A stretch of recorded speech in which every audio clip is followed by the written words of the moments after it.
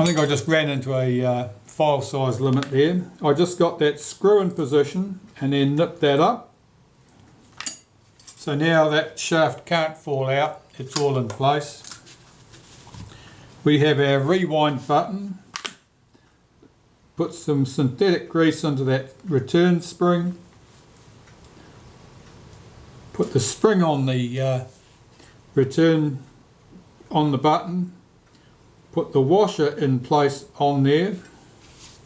And that screws directly onto the end of that shaft.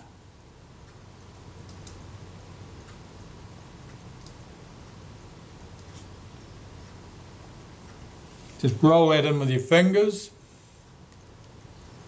And this button should move. You should be able to depress it as the button passes through the washer against the tension of the spring. And you'll see that the shaft lifts at the top.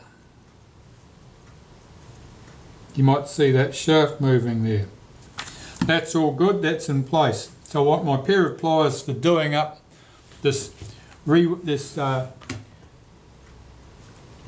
button. I'll find them. Can't be far away. If I'd had long enough arms, I could have reached them. Right.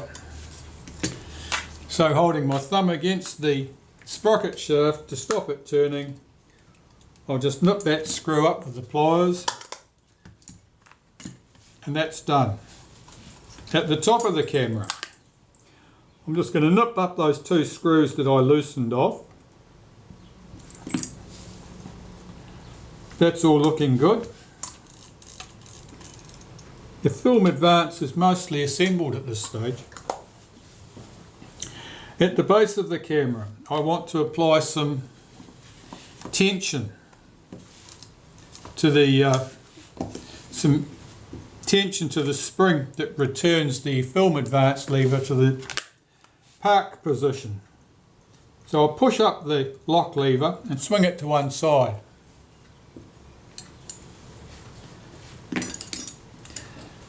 Now I need to hold our release lever away and rotate our film advance one full turn in the clockwise direction.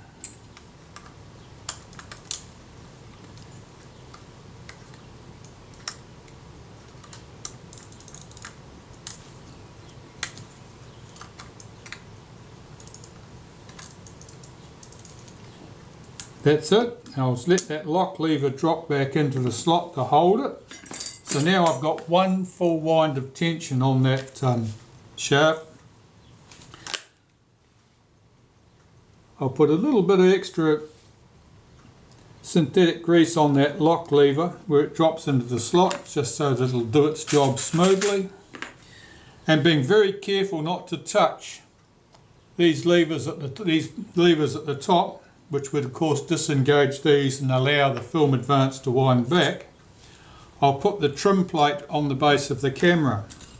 And the trim plate is held in place with how many in this case? Seven nickel plated screws.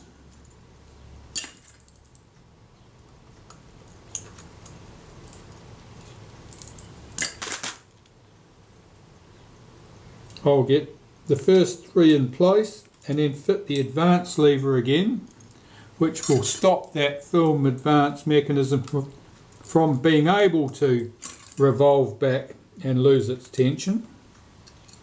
So we'll get these three screws in place, nip those screws up,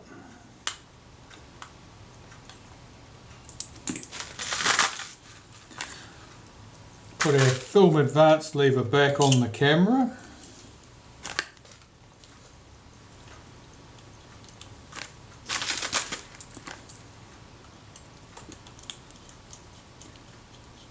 That's good. Need two screws in for good measure. Do those up lightly, that's all that is required at the moment. Right, so now that can't disappear.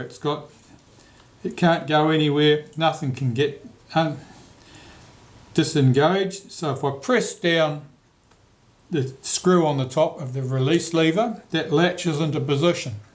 If I hold my finger on the top of the lock lever, depress that slightly, it allows me to advance the film advance, and that returns back to the park position smoothly.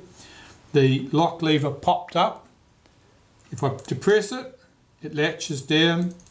If I hold my finger on the top of the lock lever,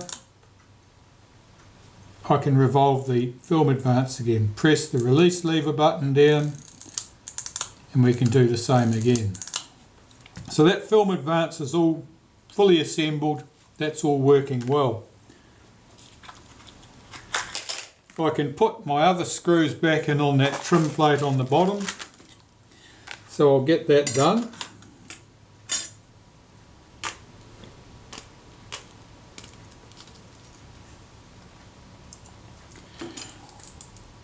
And then I can turn my attention to the top of the camera and get the cocking rack in position. Once the cocking rack is in position, then we can fit the shutter and lens assembly and check that that all cocks correctly and that the film advance swings smoothly and returns to the park position smoothly, and then we'll know that that cocking rack is sound and fit for use.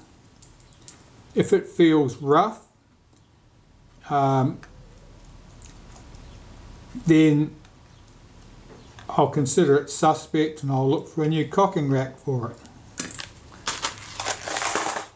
That's our trim plate all firmly fixed to the base of the camera. We can move to the top of the camera.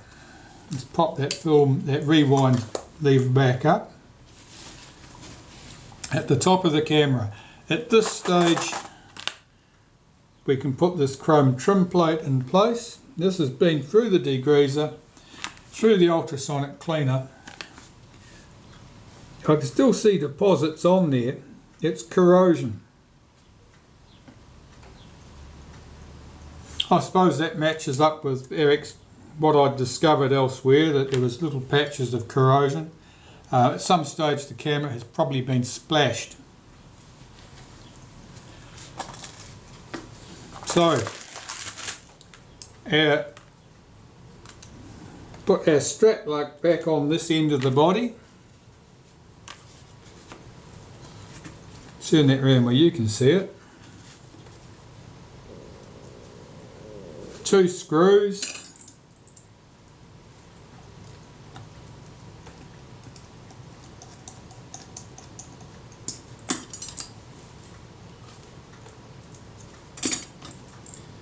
It's fairly common to find corrosion in cameras. Depending on the type of corrosion, what it looks like, it's either because the camera has been stored somewhere with high humidity, and in which case the corrosion will be very general. It'll be much the same all over the camera. Where the corrosion is more severe and very localised, it indicates that the camera has been splashed and water has sat there. More commonly, when you see localised corrosion and it looks quite ugly, it means that it was salt water, not fresh water.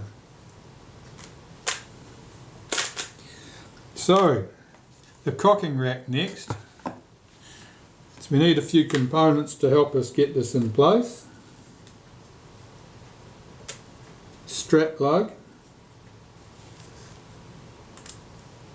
2 screws for the strap lug. One of them was one of those. Our cocking rack, of course, we will need.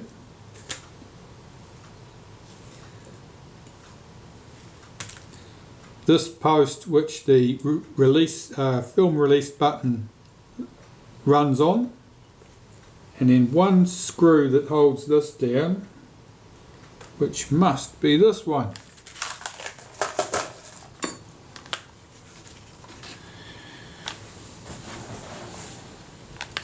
And we'll start with the cocking rack. So I'm applying some synthetic grease to this. You could use graphite grease.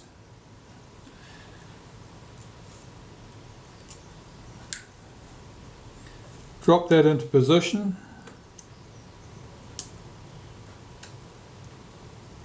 typically the N2 teeth engage with this gear.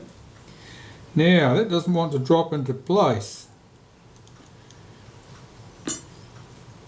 which suggests that this whole shaft needs to move further away there.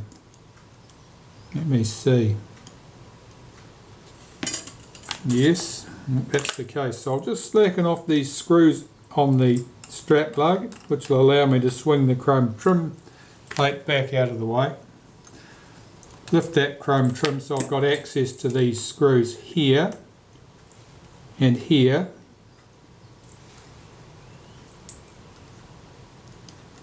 That allows me to get that seated. That looks correct. I'll just tighten those screws back up.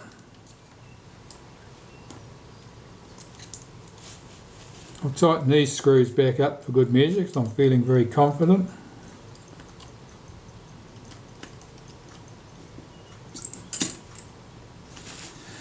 Alright, holding my finger on this cocking rack, so I'll press down the release button, release lever, hold my finger down on the lock lever, and guiding this cocking rack as it swings, I just check the way it moved and how it felt. It felt smooth, there was no reluctance to move there.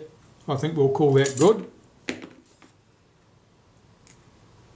We'll fit the strap lug at the end of the camera here. Large countersunk head screw goes in there.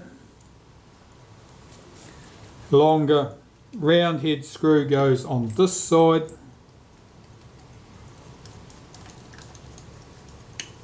That round head screw, that longer one, is the same as the two screws that we used for the strap lug at the end of the camera.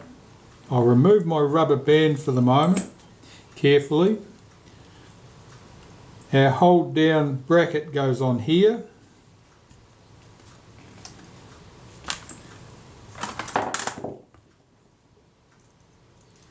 We have the shaft that the film release button runs on, and I'll just run that down there with my special tool, which is far more convenient than fighting with needle nose pliers or other dodgy practices. Run that screw down there, nip that up, and I'll check the action. And what I'm doing is I'm feeling for smoothness and any reluctance to return to the rest position. That feels quite smooth.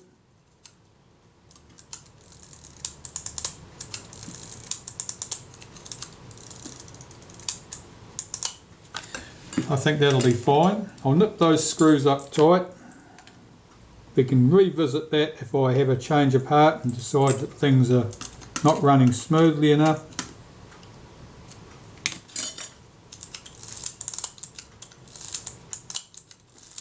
It's a bit reluctant to return to the rest position, a little bit sticky. I'm just looking at the engagement, the meshing of the gear at this point to see if that's being forced too closely together. Given the shape of the teeth on that rack, I wouldn't have expected that to be the case.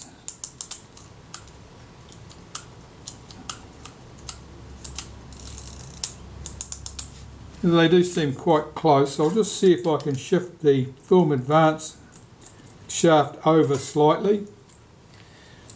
There's always a little bit of play with screws in the brackets, and that means that you have a little bit of unofficial adjustment space, I suppose you could say.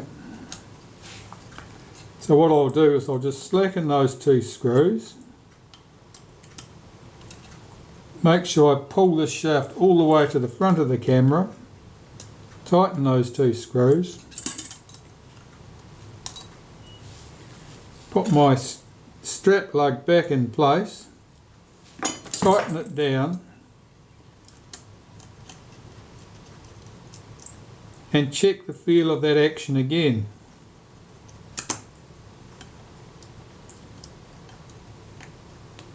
What I'm watching is the engagement of this gear with the teeth on that rack.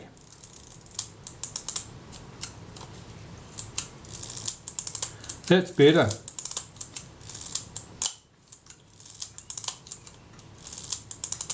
So what it meant was that the rack was being pushed in too close a contact with that gear, and that was creating some friction. I don't think we've moved it much. It's only talking tiny amounts, but it just allows a little bit of backlash in that gear and it allows that to move much smoother. That's good. I'll check the screws. My strap lug at this end. Now typically there are slots in this bracket. Those screws run through slots. Typically I push the bracket outwards towards the end of the camera so the screws heads are right up against the bracket. And I find that a good starting position. Rarely do you have to move it from there. That feels good. Next I need to put the shutter back in. Right, to put the shutter back in the body, this is all cleaned and ready to go, of course. I'm just unscrewing the retainer ring.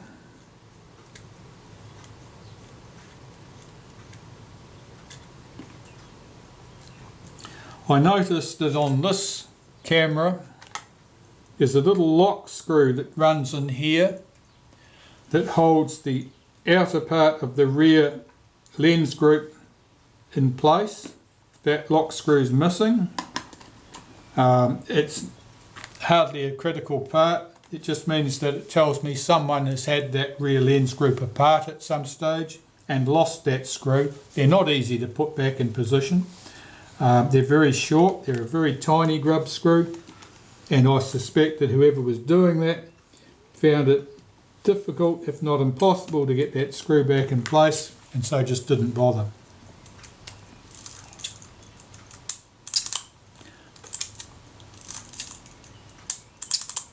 That's almost cocking but not quite, so I need to advance the gear position here one tooth. So I rack it out to the most forward focus position, lift the shutter slightly to lift that gear out of engagement, move the rack one tooth forward, drop it all back into position, check that it's seated correctly, and I heard the shutter cock at that stage before the film advance had finished its stroke, just, which is exactly where it should be. So holding this shutter firmly in place with my fingers, open the back of the camera, drop my retainer ring, or place my retainer ring is a better description, in place. If you drop it in, chances are it'll hit the rear lens group. If you hit the rear lens group, chances are you will chip the glass and you won't be pleased. Now where's my spanner? It was here all along. Put the tool in place, engage it with the retainer ring, tighten it up finger tight and no more. Check the action again. That's good. And I could tell that the shutter was firing before the film advance released. So I press the shutter release gently, the shutter is fired, the film advance is only just releasing there. Let's try it again. Oh, they're very close.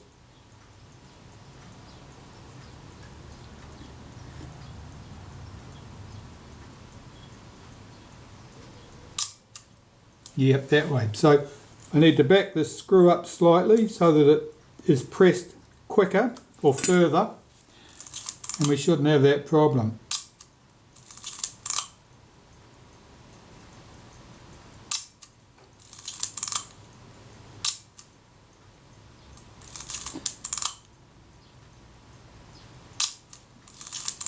That seems very good. I'm going to give that just a little bit more, just for good measure.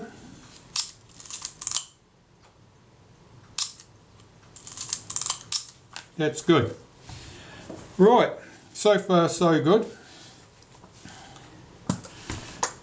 Now the next thing I want to achieve is to get the return spring on the shutter release and get the front door back on the camera. So I close up the front of the camera first, pull back my shutter release shaft, and I want to get the spring on that and push that back into position. Not every camera will have a spring in this position. Not every camera ever did have a spring in this position. Some would have done, others never did. There were a few changes made.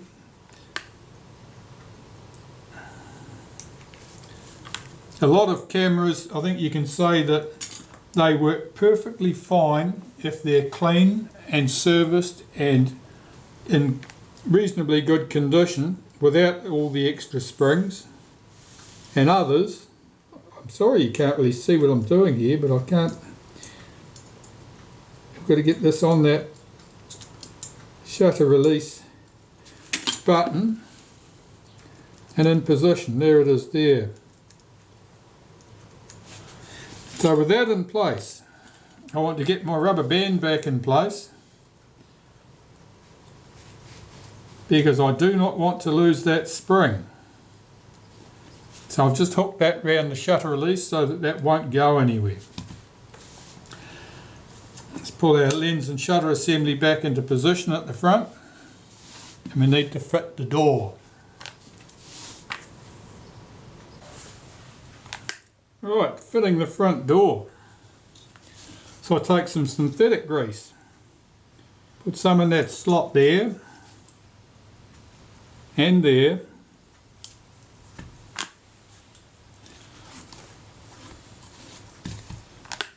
Slide our door into place.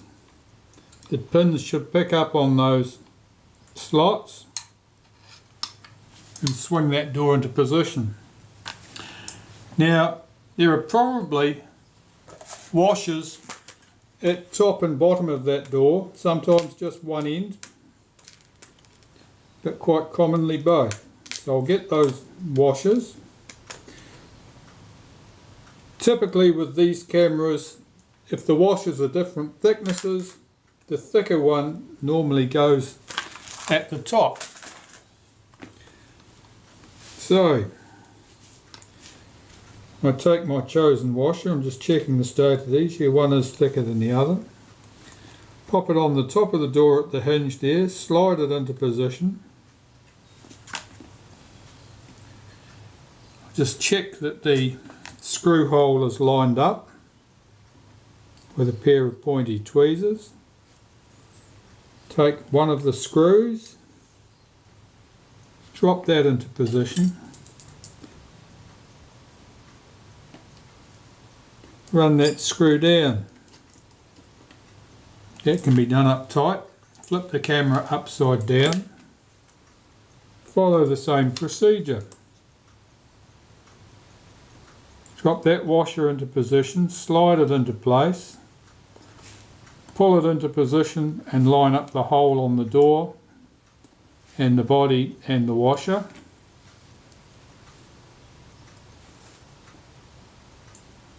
Drop our screw into place.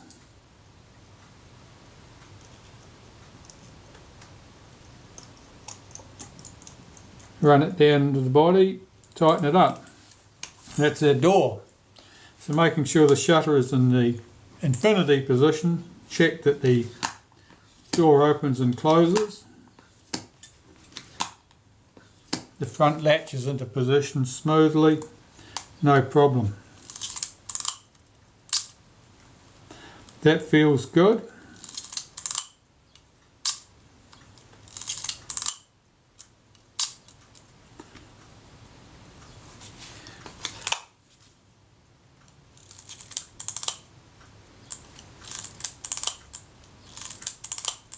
There I'm checking the cocking action with the front closed.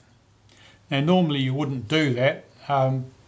It can be done if there's no problem, it causes no problem. If the front door has been distorted, if these arms are not correctly shaped, what happens is when the front is closed, it pushes the shutter assembly and everything right back into the camera too far, which creates a friction spot on the transfer shaft at the back, which creates a heavy load. And in a camera where that is the case, if you were to cock the shutter with the front closed, because of the drag caused by that friction, it puts an unreasonable amount of force is taken up on these teeth here to move it, and the cocking rack will fail sooner. So best practice is do not cock the shutter on your Retina IIIC with the front closed. That way you're not going to have that problem regardless of whether or not things are in an ideal state here. In this camera there is no such problem. One day I'll show you how to fix that. I'm not doing it today. Right, so this is all working smoothly. Shutter cocks smoothly, everything's running nicely. That's all good. On this camera, what tasks have we got ahead of us? Well, the leatherette has to go back on the base of the camera. At the top of the camera I have to fit the rangefinder, get any adjustments made to the rangefinder, put the exposure meter in place. I will put a tiny touch of lacquer on this screw here and here so that won't back out at any stage. That's not a common problem anyway, but every now and then I do see a camera where that screw has worked loose or was never properly tightened, and it can cause sloppiness here. It can cause that gear to sort of slop backwards and forwards slightly, which again affects the way it will mesh with the rack and could influence the rack and cause early failure. The shutter cocking rack is known as being the Achilles heel of the Retina IIIC series. If the camera is otherwise in good condition and recently serviced, in the last couple of decades, you're probably not going to have a problem. Where the camera has problems, then the cocking rack is the weakest link and it will fail. Whether that failure prevents you having a more catastrophic failure somewhere else is a matter of conjecture. That's all looking good. So, rangefinder. So carefully releasing the rubber band from this shutter release shaft, because you do not want this to fall out of the camera. If it falls out, that spring will be exposed and it will almost certainly want to jump into somewhere inconvenient. So do not let that disappear. Under pain of torture, that's awful. Well, you end up undoing all your good work. Taking this rangefinder, I'll put a smear of molybdenum paste on the cam surface where it contacts this boss here connected to the focus mechanism. So with the focus back in the infinity position, that comes to the back of towards the back of the camera. I'm going to take my lacquer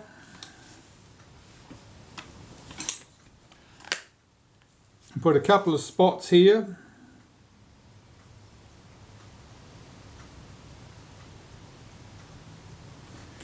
And that's to stop the rangefinder from being able to move on the camera body once the screws are done up, which is something that can happen if the camera has been dropped.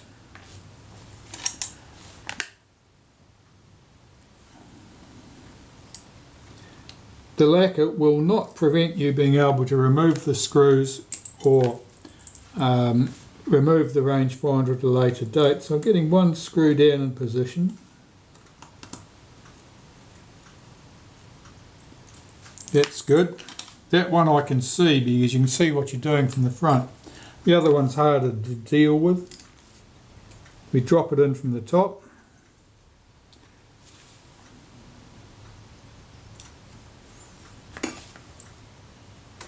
I can see that it's not seated in the hole correctly. See if I can nudge it from the bottom. Yes, it's just been nudged.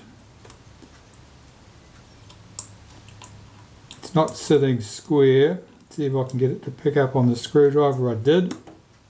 That's good. So I'll run that screw down, tighten it, tighten the first one I'd put in place. The rangefinder's firmly fixed in position now. Check that when I move the focus scale here at the front, you'll see the arm of the rangefinder move in and out. And now I'm going to look out the window and check my image alignment.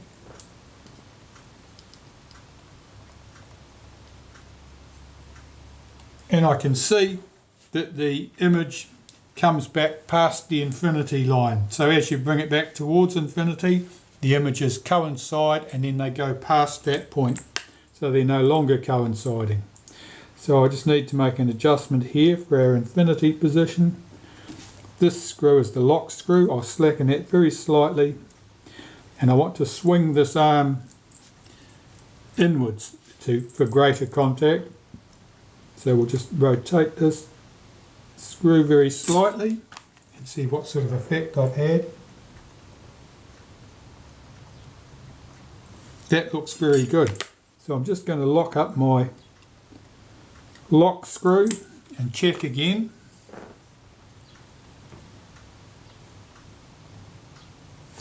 What you're looking for.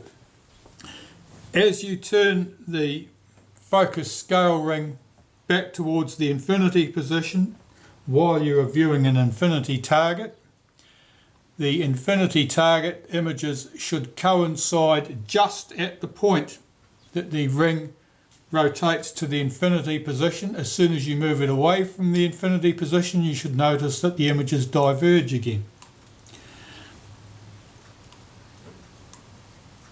In this case, that's all good. That's exactly as I'd want it to be, and that was a very, very easy adjustment to make in that case. Sometimes you can be chasing backwards and forwards for a length of time. At the top of the camera, well, we've got a few dirty marks here. They're corrosion. They're not really going to go away.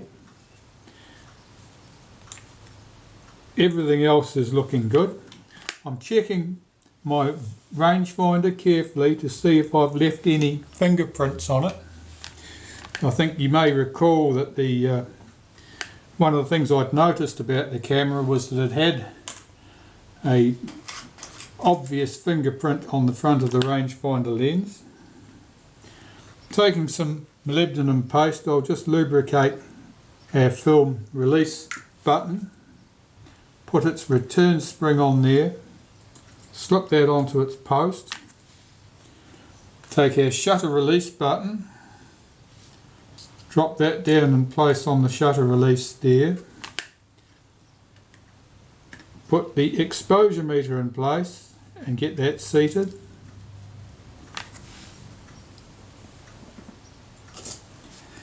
Next we need to fit the top cover. The top cover's all been cleaned. That's all looking nice and tidy now. One thing remains to be done with the top cover, and that's to fit this rubber buffer in place. That rubber buffer holds the meter down in position. You can probably see the indentations in that piece at each end where it's been pressing down on the corners of that meter. So I've got to glue this in position in the corner of the body, the top cover at this point. So that's my next task. So I'll find my adhesive and do that.